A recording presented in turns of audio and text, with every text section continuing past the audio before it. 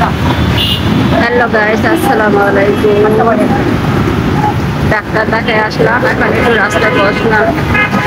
খুব আরাম লাগতেছে। বৈশা বৈশা সকালের দৃশ্যটা কেমন একটু দেখে, কত সুন্দর একটা দৃশ্য। মানে সকালের দৃশ্যটা অনেকেরই ভালো লাগতেছে। আপনাদের কাছে কেমন লাগতেছে অবশ্যই কমেন্টে জানাবেন। আসলে বসে আছি, একটু ব্যাংকে যাবো, একটু কাজ আছে, যেহেতু মাস শেষ তার জন্য বসে আছি। কিন্তু ব্যাংক এখনো খোলে নাই। আমি হাসপাতালে গিয়েছিলাম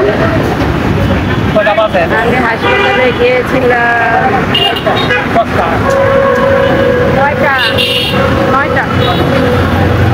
আমি হাসপাতালে গিয়েছিলাম 8টার সময়। আসলে লোক ছিল বলে আমার কাজটা হয়ে গেছে তাড়াতাড়ি।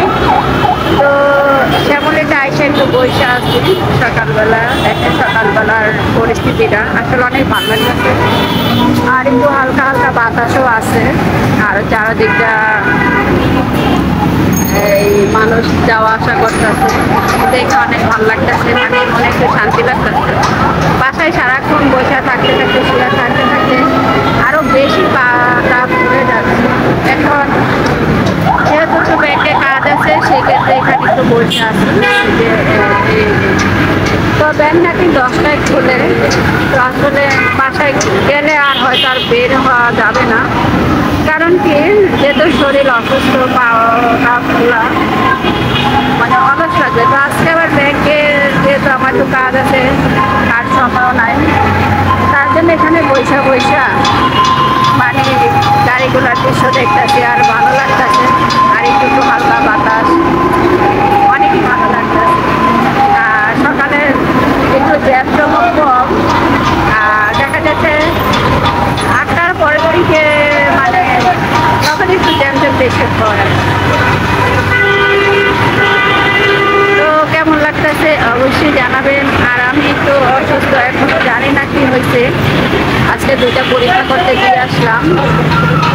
তো কালকে রিপোর্ট দিবে, কালকে আবার আসতে হবে রিপোর্টের জন্য। সকাল সকাল সবাই কেউ কলেজে যাচ্ছে, কেউ স্কুলে যাচ্ছে, কেউ অফিসে যাচ্ছে, আর আমি বসে বসে ঘুমাচ্ছি। কি করবো, বাসায় ঢুকতে তো আর বেরোতে পারবো না। তখন তো বিছানা ছাড়া আর কিছুই আমি চোখে দেখি না। আসলে এরকম অসুস্থ কখনো আমি হইনি, এই প্রথম হইলাম। জানি না এই অসুস্থ নিয়ে কি ওপারে চলে যেতে হবে কিনা, যেহেতু এর আগে কখনো এরকম অসুস্থ আমি হইনি। যাই হোক, সবাই একটু দোয়া করবেন।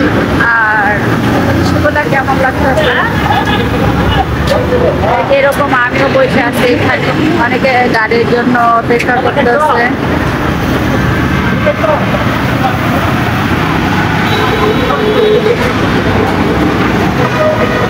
এই যে দেখেন হালকা হালকা বাতাস হচ্ছে,